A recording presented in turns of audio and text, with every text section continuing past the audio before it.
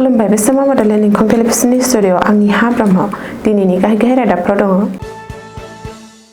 दैबानायाव जिउ गोमानाय सुबुंनि अनजिमाया सा 95सिम बांबाय। हाग्रामा महिलारिया रिलिफनि मुवा बेसाद लाना शिबसागरनि दैबाना जानाय ओनसोलफोरखौ नायगिदिंहैदों। गुवाहाटीआव 3,82,000 नकल रांजों लोगोसे जगायग्रा हमदों। शिबसागर आरो चराइदेवआव 10 आगस्तनिफ्राय जागायगोन फरायसालिनि थाखो खथा। हानजायारि जिनाहारि खालामनायनि दायाव सा3 लंपटखौ खादों। उदालगुरियाव 344 किल'ग्राम गान्जा आरो सासे सुबुंखौ हमदों। सियालनि गाग्लोबनायाव सा8 जोखोम, सा4 गोब्राब हालोदाव। दानिया फैदो आबुं रादाबाव।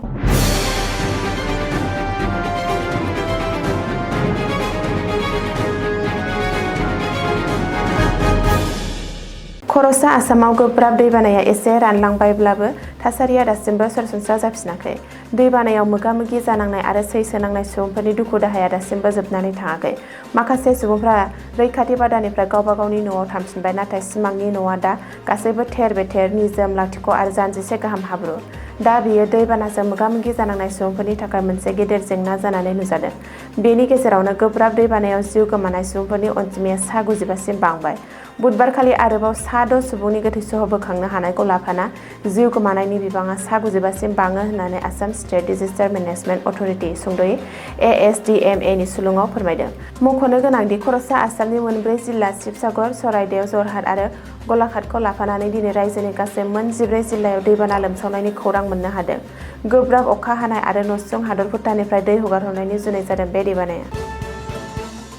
BTC-नि गाहाय मावफुं सोद्रोमा आरो BPF-नि आफादगिरि हाग्रामा महिलारिया दिनै शिबसागर जिल्लानि दैबाना जानाय ओनसोलाव नायदिंनो खौरां लाहैयो। दैबानायाव सैनांनाय रायजो राजाफोरनो गोनां जानाय माखासे रिलिफनि मुवा बेसादफोर लानानै हाग्रामा महिलारि आरो बिजनीनि MLA अरुप कुमार देनि सा 104 सोद्रोमानि हान्जाया दिनै शिबसागराव नुजाथिहैयो।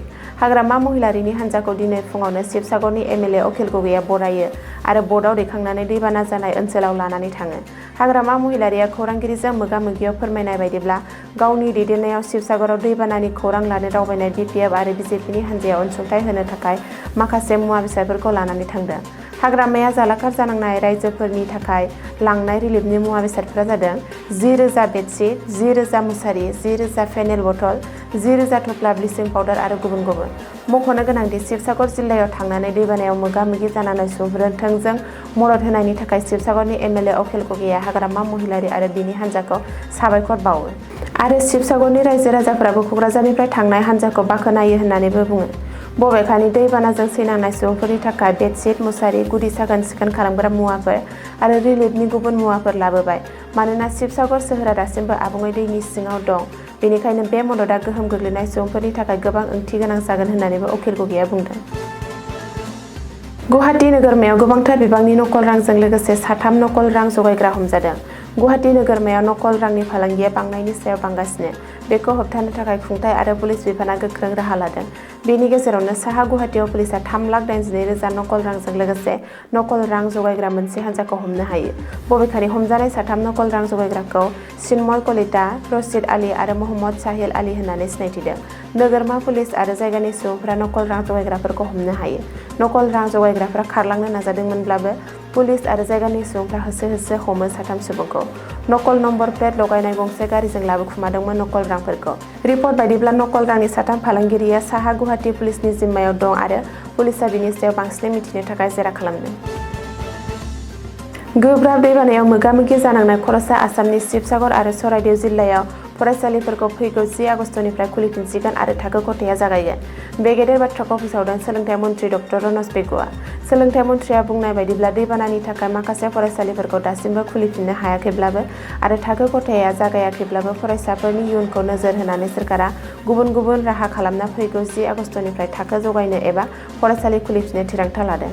बबेखानि जाय फरायसालिफ्रा दासिमबो दै सिङाव गोदोना दं आरो जायफोर फरायसालिया दैबानायाव बुखारलांबाय आरो थेर-बेथेर जाबाय, बैफोर फरायसालिनि फरायसाफोरखौ रैखाथि बादाफोरावनो फरा फोरोंनायनि राहा खालामनाय जागोन होननानैबो सोलोंथाइ मन्थ्रिया बुंदों।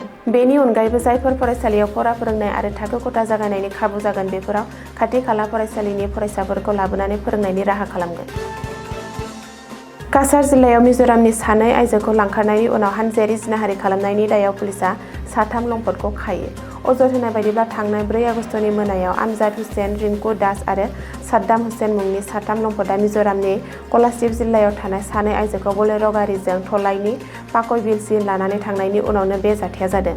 दुथांफोरा बिसोरखौ लामा सेराव गारनानै खारखोमा लांनायनि सिगां गारि सिङाव आथोनारि सोमोन्दो लाखिदोंमोन होननानै आइजोफोरा दाबि खालामदोंमोन। बबेखानि आइजोफोरा पुलिसनो अजद होनायनि उनाव सिग्रोमना साथामबो दायनिगिरिफोरखौ खानो हायो। बे समाव दायनिगिरिफोरखौ बिजिरसालियाव लाबोनाय जायो आरो सोंनाय फिन्नायनि थाखाय पुलिसनि आवथायाव दैथायहरफिननाय जायो। पुलिसआ दासिमबो जाथायनि सायाव जेबो मावख'आरि फोरमायथि होआखैब्लाबो बे जाथाया जिल्लायाव गोबां रागा जोंनाय आरो जिंगा सिखांनाय सोमजिहोदों। फेग्रा मुवा फालांगि खालामनाय आरो बाहायनायनि बेरेखा अपारेसन खालामनायाव उदालगुरि पुलिसआ बुधबारखालि खमैबो 1.72 कौटि बेसेननि 244.38 किल'ग्राम गान्जा हमनो हायो। बे मोनसे गेदेर केबखौ दैथायहरनायनि सिगांनो होबथानो हानायनि थाखाय गिबि मन्थ्रि ड. हिमन्त बिश्व शर्माया टुइटारनि गेजेरजों पुलिस बिफानखौ बाख्नायदों। सिग्रोमनाय समाव बे जाथायजों लोब्बा थानाय सासे सुबुंखौबो हमनाय जादों। गिबि मन्थ्रिया पुलिस हान्जानि खस्थ' खालामनायखौ बाख्नायना बे अपारेसनखौ आसामाव फेग्रा मुवा फालांगिनि हेंथायै जुजिनायाव आरोबाव मोनसे गिदिर देरहानाय होनना फोरमायो। बेनि अनगायैबो हादोरसा सोरखारा आयेन बेरेखा फेग्रा मुवाफोरनि हेंथायै सिग्रोमनायखौ गोख्रों खालामनो आरो बे जाथायजों लोब्बा थानाय जायखिजाया सुबुंनि सायाव गोख्रों राहा लानाय जागोन होननानै बुंदों। काछार जिल्लानि सिमा ओनसोलनि गंसे गामियाव बृहस्पतिबारखालि सियालनि हानजाया गाग्लोबनायनि जाहोनाव सासे गथ'साजों लोगोसे गासै 8 सुबुंफोर जोखोम जानायनि खौरां मोन्दों। बे गाग्लोबनाय जाथाया काटिगड़ा ओनसोलाव थानाय हरिनगर गामियाव जादोंमोन। मिथिनो हानाय बायदिब्ला फुंनि समाव सासे आइजोआ गावनि न'निफ्राय बायजोआव ओंखारलांनाय समाव हरखाबै सियालफोरा बिनि सायाव गाग्लोबदोंमोन। गावनि मददनि थाखाय होसिख्रावनायखौ खोनाना न'खरनि सोद्रोमाफोरा आइजोखौ रैखा खालामनो थावनिसिम थांनाय समाव सियालनि हानजाया बिसोरखौबो गाग्लोबदोंमोन। बेनि उनाव गामिनि सुबुंफोरा जोखोम जानाय गासैबो सुबुंफोरखौ मदद खालामनो फाहामथायनि थाखाय काटिगड़ा मडेल हस्पिटालाव लाङो। डक्टरफोरा जोथोन लानायनि उनाव गोब्राबसिनै जोखोम जानाय बिसोरनि साब्रै राजिया बेगम, आहादुद्दिन, जबरुल उद्दिन आरो इन्ताजुर रहमानखौ सिलचर मेडिकेल कलेज आरो हस्पिटालाव दैथायहरो। बेराफारसेथिं सियालफोरनि बेबायदि हरखाबै आरो हिंसायारि गाग्लोबनायखौ लाना हरिनगर आरो खाथि खाला गामिनि सुबुंफ्रा गुबैयै फुं आरो मोनायाव गिखांनाय फोरमायदों। दिनैनि रादाबा एसेनोसै, गोजोन्थों।